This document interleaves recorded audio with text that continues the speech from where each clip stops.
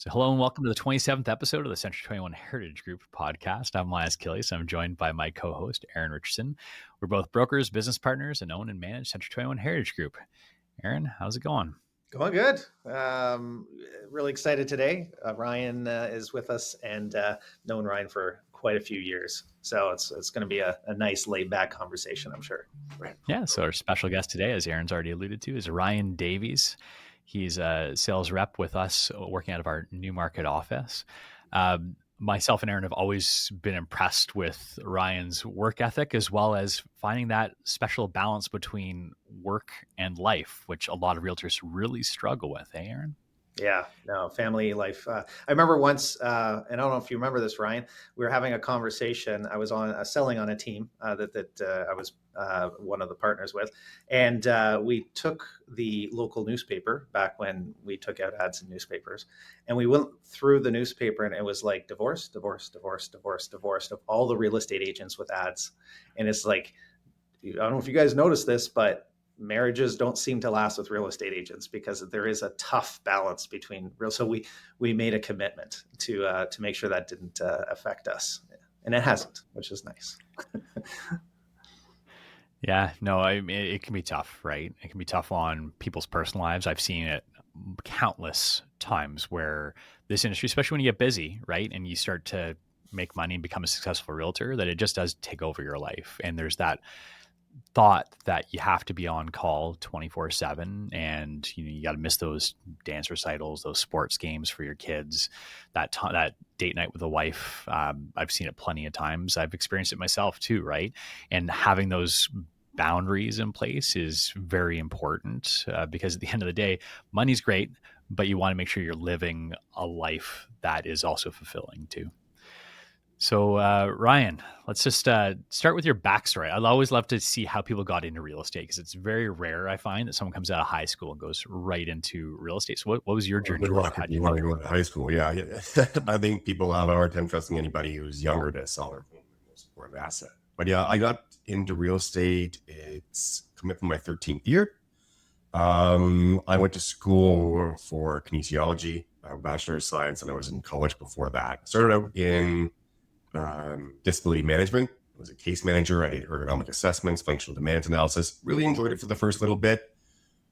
Didn't make enough money at it. So then you go into, you get a supervisory role, more management role. Then I was director of quality assurance. And it pretty much, it wasn't very the job owns you. You're working 14 hours a day, 15 hours a day.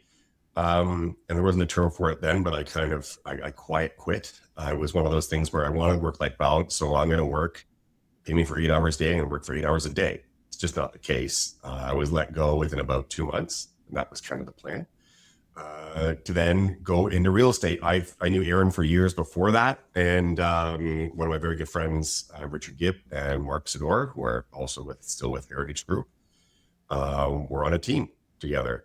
So I started with them. Eryn was, they were mentored by all of them, but especially Eryn and I worked very closely together, which was a really, really great start for me to do a lot of open houses. That's where I got a lot of my first business, original business. And then Eryn left to be general manager of the brokerage that we're all with. And I left the team just shortly after, for the reason that I am somebody who does like to work on their own.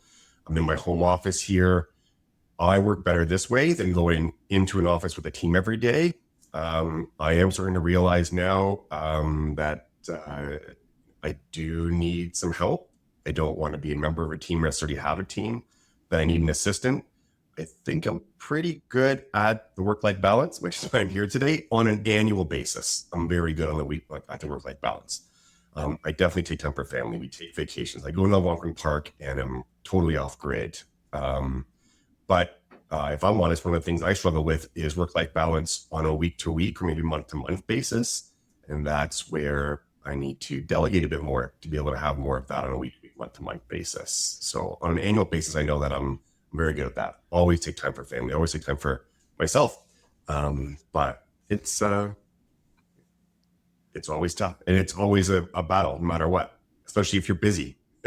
It's easy to have work-life balance when you're not very busy. it's tough to have work-life balance when the phone won't stop ringing. So let's look at the assistant side of things. So I know tons of agents who always struggle with this, right? Like, you can be a solo agent to a certain point, and you do get busy. You need to start to delegate things, and it can be tough to trust someone to let go of that, to pay someone, to like have someone else rely on you for. Hopefully, I'm not giving you a lot of anxiety saying these things, but like to rely on you for like their Zero. paycheck, Yeah. right? So what has, I guess, held you back, but also like how is the process going so far of trying to find an assistant? I can't imagine it's an easy one.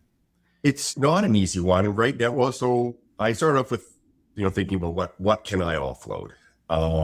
And I just came off a very good year where I was Centurion. So, okay, so I have some funds to potentially hire an assistant, to be able to increase my business. Right now I'm testing out my daughter's being my assistant a little bit. She's kind of sitting and helping me do some things. I mean, even with Realm, I haven't even invited anybody to join Realm yet because I haven't gotten into that side of things. So my daughter's being invited, and we're kind of going back and forth now. And okay, so when somebody calls me after I invite them, how can I answer this? And we're going through all those things. So I do need a full-time assistant, at least a part-time, not a full-time assistant. And, I'm kind of working through with what do I pay them? How much can I increase that productivity, if so, and whatnot. So, and it's tough to think, okay, well, if I'm going to take, let's say, for example, $40,000 out of my budget for somebody who is depending on me, am I going to be able to keep them busy? Am I going to be able to keep them employed? Am I going to be able to generate enough income to keep them employed, or is my income going to increase, which would be a no-brainer, obviously. But, and for in that work-life balance piece, I am taking 2 months off this year. I've never done that before. But this has been in the mix for about 3 or 4 years. My family and I planned it. We're going to Australia for the entire month of November, December, coming back early January. So I've struggled with, do I hire an assistant before that? And what are they going to do for the 2 months I'm gone? Or do I need to hire somebody before that so they can run my business while I'm gone? So first of all, it's congratulations for like getting to the point of knowing that will help, because I think a lot of agents, as soon as you get to that Centurion level, you're like, how do anybody else double their business? Because I can't double my time, and I don't have enough time in the day in order to double my business. So it's a bit of a catch-22, and everybody seems to, who don't identify the fact that they need to propel themselves ahead. In this case, I love when we have our conversations, because it's not about getting to 500. Oh, I'm not sure if you'd want to or not, but you're not talking about that. You're talking literally about, no, I want an assistant to help me.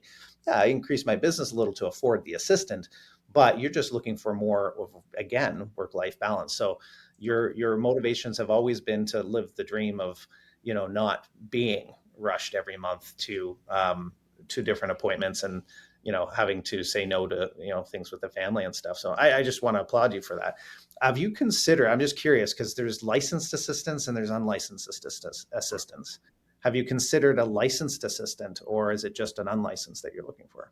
I am leaning more towards licensed assistant. And one of those things is because if I'm asking, my wife or daughter currently has them in the initial stages of hiring, what am I going to, if they log on to Realm for me to help me do a few things, just send clients reports and whatnot, I'll log out of Realm. So if they're unlicensed, they don't have their own PIN to get into Realm. So a licensed assistant would have their own Realm account, if I'm not correct, is what I understand right now. So they could work on my behalf through Realm, whereas right now I have a single login. Well, we can help you with that, because we do have an ability to you have an administrative charge, but we can set your administrative assistants up so that you don't have to be logged out. And that's the right way of doing it, for sure. So write that down. That's a good one. The key is having somebody that would be licensed. There's disadvantages and advantages, right? One is they can be out selling instead of, helping you in your business. And, you have a little bit of, less fear of them going out on their own and selling real estate, and just rather than being your assistant. So it's a different personality type. Those assistants that are innately just looking to do administrative work at a desk all day. And some people love that. There's some loyalty and some longevity of that as well. The thing is, they can't give advice, right? So they can't go out and, look after a showing if you needed it done. Those 2 months you're away, they can't show properties, right? And whereas a licensed assistant will look after your business while you're away, right? Right. So there's some advantages to that too. Yeah, for sure. For Yeah. sure. So if No, anyone who's watching this wants to apply, just send your resumes to ryan.davies at I am century21. no means. Absolutely. And and what the structure is of that is there a salary portion and a commission base percent as well if they're doing that for you. Yeah, well, that's the other thing. You can not have to rely solely on a salary that you're paying. You could make it bonus based, right? A percentage of the business goes to that. That's I've seen that work really well too. So you have options there for sure. Yeah. One of the things that you had mentioned was open houses. I'd love to talk to you about it because I use you as an example, to be honest, Ryan, because we've known each other for 13 years. Yeah. Is the fact that you're a converter. I've always said this. If you take innately somebody to, it was funny because we would have a little joke on the team. It's like, Ryan, we knew like you're not going to be somebody who's in the office every day. We knew that. Right. But when Ryan does an open house, he comes out with a lead and probably sells that lead a house within 2 weeks. That's just what you did. He's like luckiest guy in the world, right? I think is what, some people would say. We know what luck is, right? Preparation, opportunity. But what was it that made you, and what does today make you such a good converter, like essentially somebody who can take a prospect and convince them to work with you? I think I've just naturally have gift of the gab. And I think that just, likability and being personal, often if I can get in front of somebody and just speak with them, I have a pretty good conversion rate. But it's being prepared too. Like I remember going out and I would go and see the local houses all around. And Pam talks about that as well. Like know your neighborhood and know what's going on. So when they come in, you're not going to be the only open house they go to that day. They're going to go to 3 or 4 or 5. So when they come to yours, of course you're there to try and sell your house. But really at the end of the day, you're there to also try and win a client, whether they're going to buy that house or another house.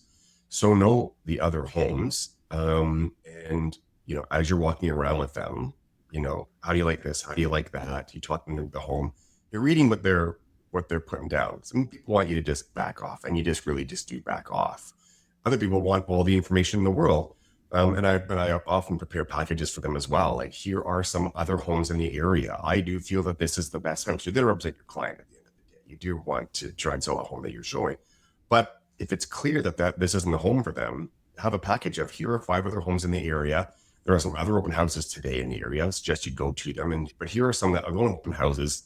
I book showings after the open house, and I'm going to go and have a look at them.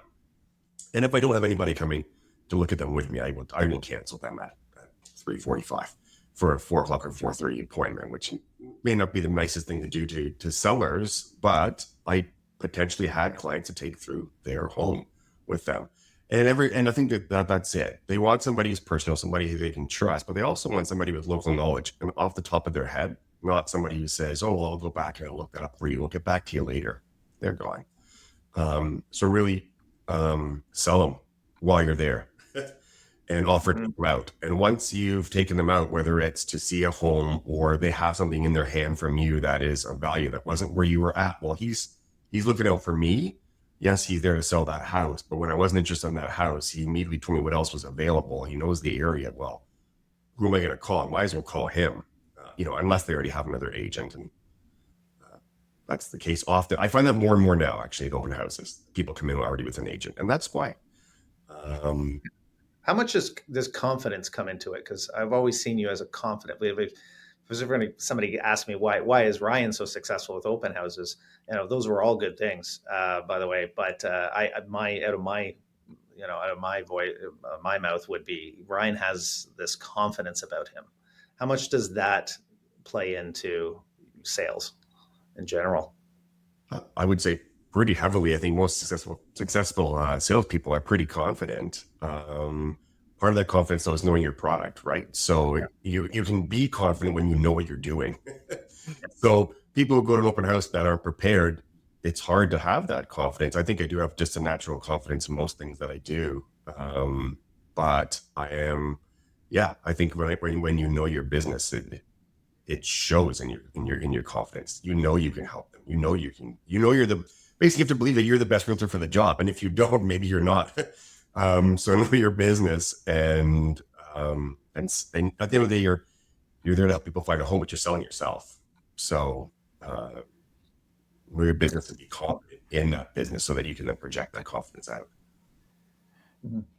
So what's your, like, when someone walks through the door of an open house, what's your first step that you go with? Because obviously, like, first impressions are very important, right? And I'm very curious what your flow is for that client when they first walk through the house. I mean, it's different for everybody. I think you need to adapt to every individual. Some people come in and right away, they're like, oh my God, I just want to go through this house. I don't want to talk to this guy. So those are the kind of people. I do make everybody sign in, and that's just the first and foremost. So you come in and you say, hey, how are you? How's your day been going? Before we kind of go and look through the house, I need you to come over here and sign the registry. As they're signing, they're concentrating. You want them to fill it out. I always go into it. I always fill out a few mock entries, because if you don't, people put their name and then they'll scribble an email you can't read and they go on. So I'll have two very legible people that have maybe been to a former open house or are not actual people who have been to the open house, but they are real people with phone numbers and emails, so that they actually kind of follow suit. You'd be amazed that as soon as you get one person who comes in there and scribbles something, the next person thinks, I don't need to do this. Yeah. So if that does happen, I remove that sheet, put a new sheet down anyway. You have to engage them right away. Even the people who are standoffish, and Pam speaks to it really well. Well, you came into my house. So I am going to speak with you, and we are going to interact. And then you just try and work on them. The client that you want, and we come back to this about time management and whatnot, but I'm doing the Rebecca Mountain course right now, which is fantastic. But to get to know that person, you really have to, I can't really always get that there, but you have to engage them and walk through the house with them. They're going to have to answer your questions. Some people are the client that you don't want. Some people are the client that you do want. The client that you do want is immediately noticeable. They're going to come in. They want to engage with you. They want to know all the information. And that's the client that usually is easy to convert. Somebody who's like me, who is confident what they want, what they know, has no problem looking in the eye and speaking with you, walking the house through you, and they'll leave, and you're almost always 100% confident that that's going to be a client of yours, but that's the person that they are, and they're going to do that with the next open house as well. So, but it's the person who's very standoffish. That's the person who's actually more likely to buy from you, because they're the person who's really doesn't want to speak to anybody. And are you the person that they can actually speak to? Or there's other person you can actually get through to. The person that you might think is your optimal client, who comes in and is very confident and very easy to speak to, is going to be very easy to speak to the next person at the other open house that they're going to. But somebody who's really shy, if you can kind of handle them with care, get them to trust you over a 5 to 20 minute period, depending how long you're in the open house, that's one that's really could be a good client who's going to trust you and only you want to go forward. Mm-hmm. Moving over to something that I've always wanted to ask and kind of go through with you. Why do you, at 200, let's say, good production level, Centurion level, why do leases? Why is a lease part of your business? And you're like, oh, I'll take on a lease. I'll take on an opportunity to talk to, this person is looking to lease a house and help them through the process, because we all know there's not a lot of money in leases, and that takes some of your time. So, why are you in the business of helping somebody find a rental? Leases convert to sales. I think, so in my first couple of years on the home team, I don't know how many leases, but I think the first year was a dozen. The second year, I think it was 24 leases. Like it was at a level that was, I would say, as a realtor selling houses isn't really sustainable, but to do that many leases and be able to sell as well. But earlier on, I just took every lease that came at me. And in my third year, I could attribute 7 sales directly to the leases that I did in the previous 2 years. So out of, let's say it was around 36 leases within about 2 year period of just starting. In the third year, I sold 7 homes directly related to those leases. They weren't exactly people who I found leases for, although a couple were, but it was referral from those people to someone who bought a house. And I still do leases. I think I did 8 last year. I've already done 3 this year. I will still do 5 to 8 a year. I am more picky on who I represent in the lease right now.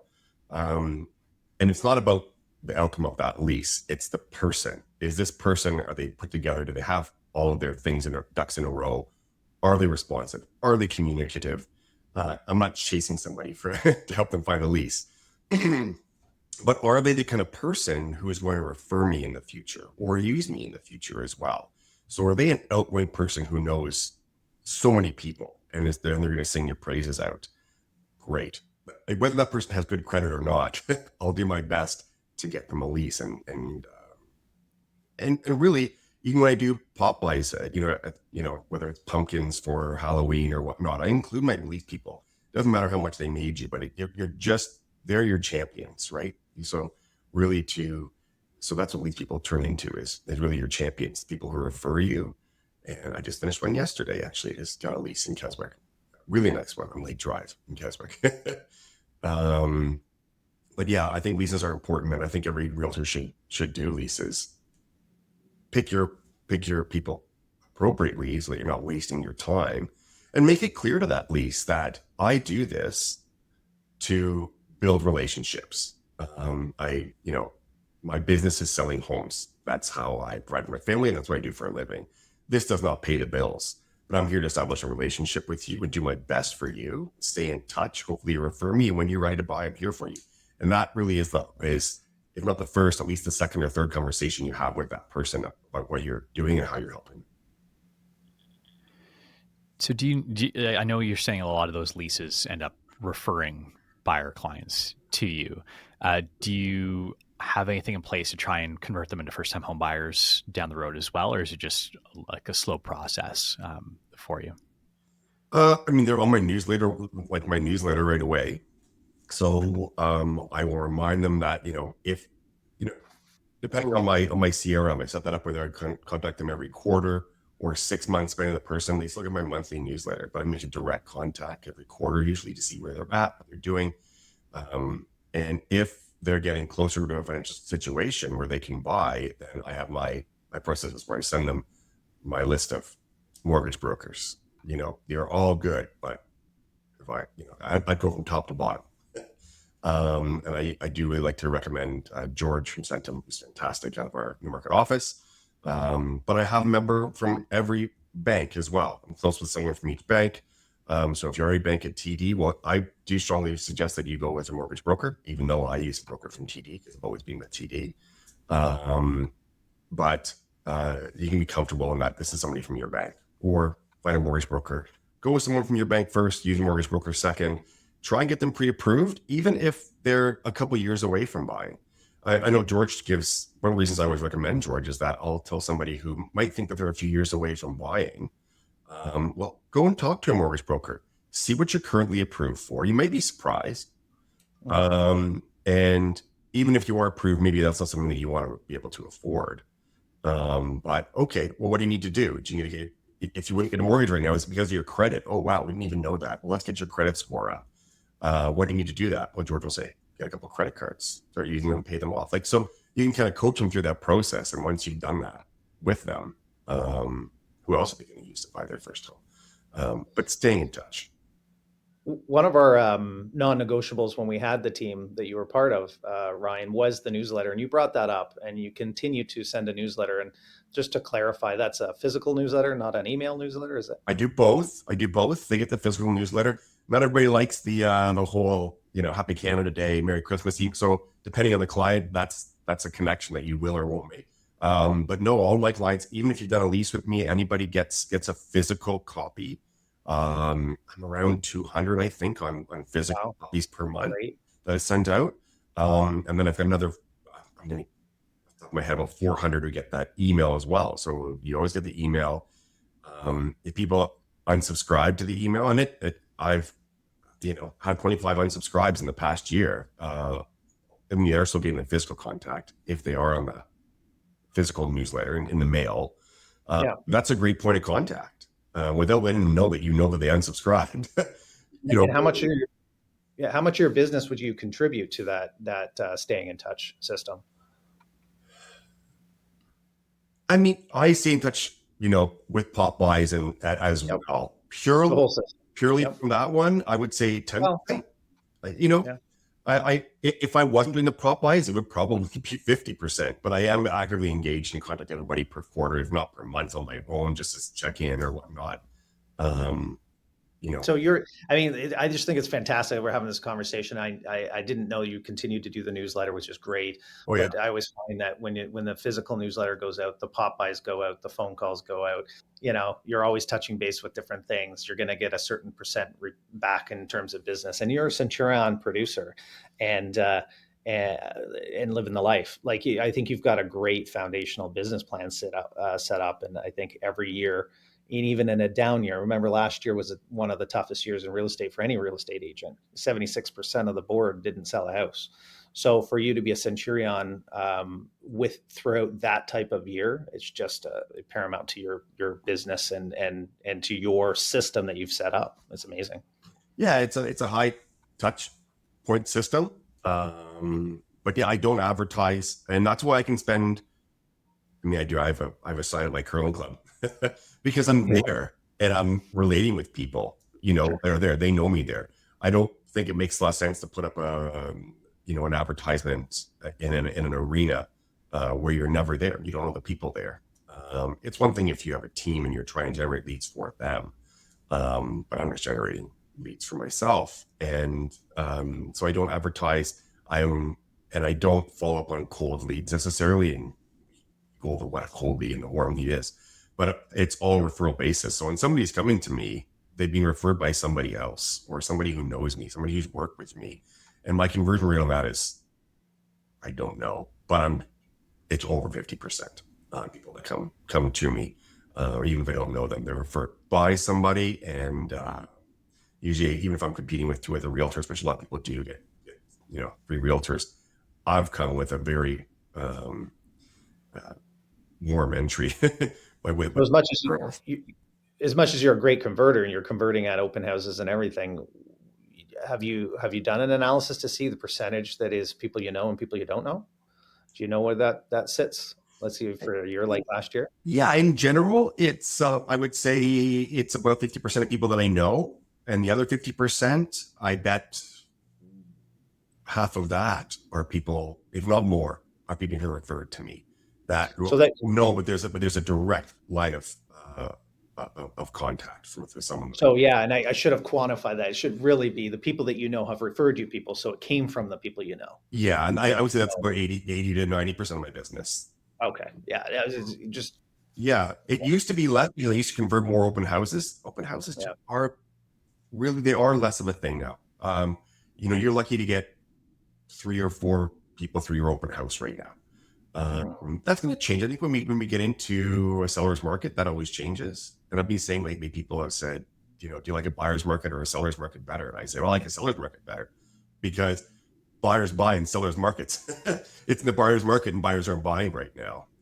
So in the seller's market, that's when buyers buy. You get that fever going, and sellers are selling, and obviously buyers are buying. That's why it's seller's market.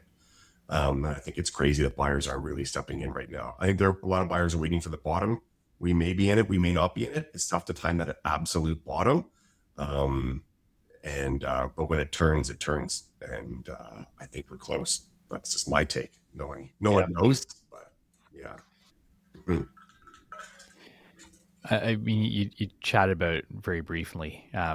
You were talking about the Rebecca Mountain Train that we're doing, and talking about your ideal client is a big part of what Rebecca and I've been teaching in that training, about trying to identify the people that you want to work with and trying to find more of those people to try and improve the relationships that you have moving forward. I love that you've been doing that. I mean, you've realized you've been doing that, but I guess it's been just kind of like an innate part of your business. So just trying to find people you want to work with more.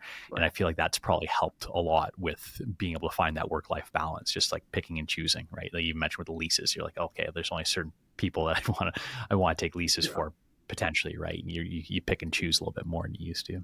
Yeah. Do you find, like, that's a good point, Linus? And have you ever done online leads? As a lead source, Ryan? Have you like that person doesn't know, you've filled in a form or somebody you've contacted because it was an online lead source? Yeah. And you can. I actually have. And I started that with the whole team when at first. We generated a lot of leads and a lot of were coming in, and I converted a handful of them. But when you do the math, average person realtor will convert 2 to 3% of those leads. That's so. If you have 100 touch points, you're going to get 2 or 3 sales. I was pretty good. I was, out of 50 touch points, I would still make 3-4 sales. So yeah, you were one of the best. Like, I remember that actually now that you bring that up. But let me ask you the quality of that client. Maybe you were lucky and got the good ones. But I always find online. Yeah. Well, I was going to say, because I always find the online leads don't respect your time. Like, they don't respect you as a realtor as much as your referrals. And until you convert them, and that's where, I track my hours every day. I hold myself accountable. And at the end of the year, if I worked, X amount of hours, it really shows in my income.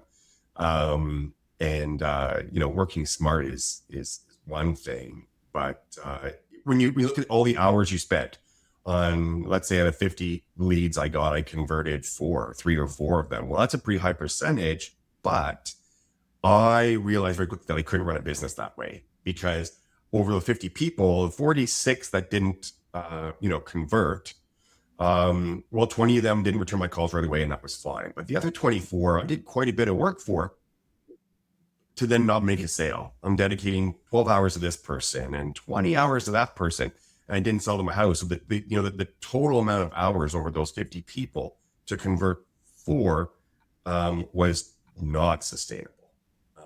And I realized that relatively quickly and moved to a sphere of influence kind of way of driving my business. Mm-hmm. And where do you see yourself in 5 years? With a full-time assistant and maybe a team member. But I want to keep things small. I work corporately. I don't want to be a people manager, which is what I was for over a decade. But having someone to really help me out with my administrative work, I see that in the next year and a half, let alone 5 years. I would like to be where I want to be in the next year and a half or 2, and just maintain it. I'm not looking to build too much. I'd love to be a centurion every year, and that's what an assistant and maybe a single team member would do for me and be able to maintain my lifestyle the way it is right now. It's pretty admirable that I feel like you're so close to like that ideal spot that you want to be, right? Like just achieving those goals. Like it sounds like, you want a little bit more growth, a little bit more help on the admin side, but you're not sitting here being like, hey, I need to have even a 5-year plan. I'm about a year and a half away maybe from being where I want to be, and I'm happy being there for the rest of my life. Right. Like there's a lot to be said about that. Yeah. Yeah, like that's why I'm here today. I like that work-life balance. I'm not going to over commit to anything that won't allow me to have that. I don't need to be a multimillionaire. I like what I have. I want to sustain it. I've got 3 children. 2 of them are at college and university right now, so it's been busy since April in this house again. But this year was actually, when you're dividing your time by 1 child instead of 3 who's at home, it really makes things easier. You need less free time than I did before, but they're back now, and I want to spend time with them. So through the summer is going to be that juggle.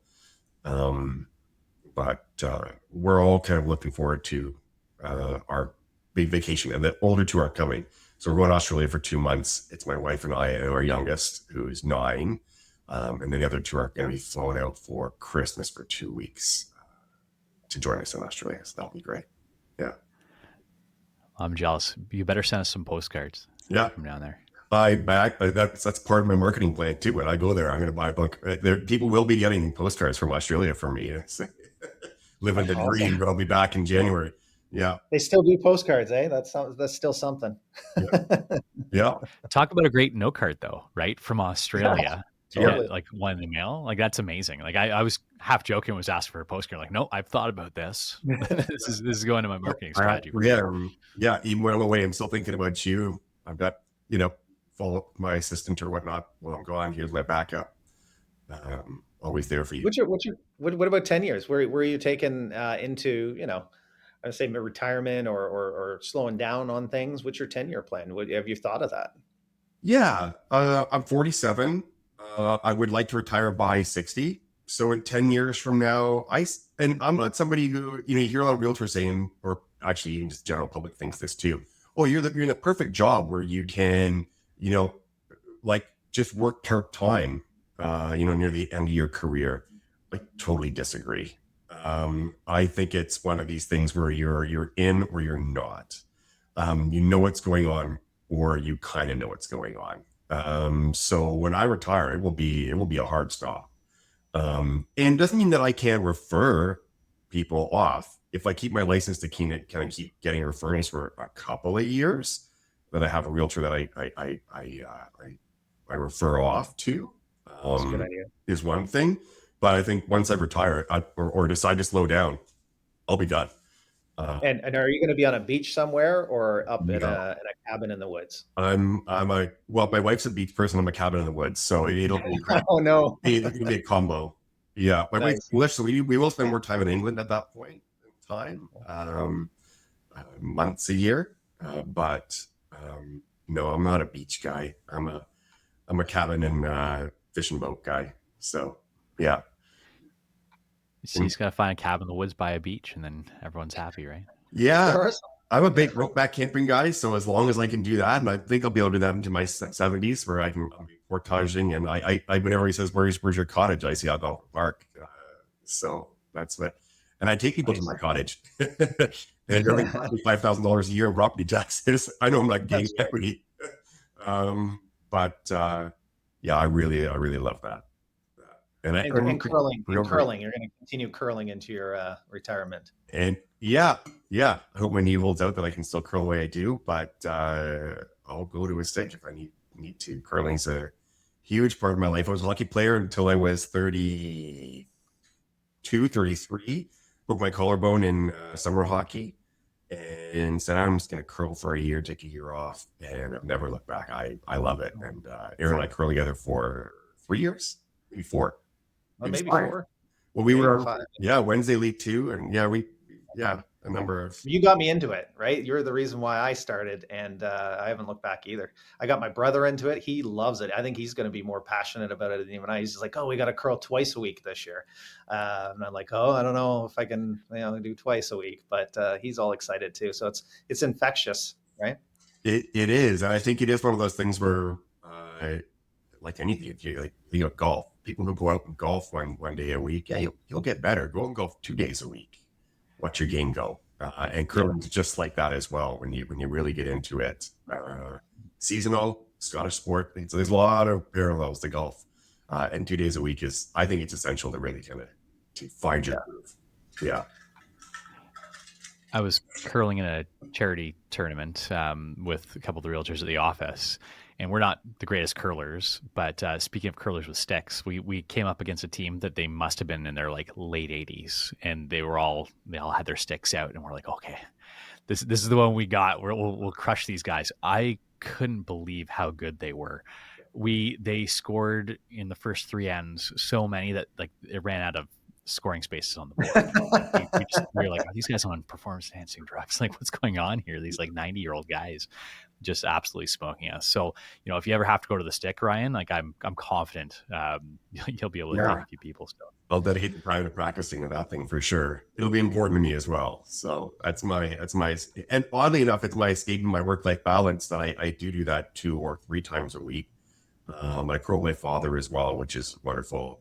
I hope to be able to do that for many, many years ahead. But it actually is a really good source of business because it is a social sport. So there's not a ton of chat on the ice, but after the game, for people who don't know curling, you go and you the winners buy the losers drinks, and then often it reciprocates. You're sitting down at a table with four individuals that you may or may not know, and create a bond that way. And it's amazing how after every game, whether I know the person or not, I have the side of the board. I do wear my pin everywhere I go, and it's a good conversation starter. I have at least a 5-minute conversation about real estate every time I sit down at that table after curling. How's the market? Well, maybe just a 1 or 2 minute conversation, and then you drop it. But a lot of people want to talk about it the entire time you're at the table, depending on the market. I mean, when it's a volatile market, everybody wants to know what's going on, and which it was before the end of the season, right? Everybody wants to know what's happening. So it's a good conversation starter, and I encourage everybody for their own lead generation, but wherever you are, whether it's your church or curling club is perfect or whatnot, try and get involved, try and sponsor, bring your brand into it if you can. Yeah. And just have conversations, right? That's what it's all about. Conversations. You're not pushing it. Yeah. You're just you're there to just openly talk about it. Yeah. Yeah. Right.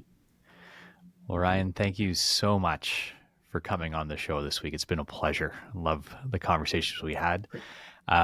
So if you're watching, you like the show, you can subscribe to us pretty much wherever you can find your podcasts online. And please don't forget to leave us a 5-star review on any of those sites.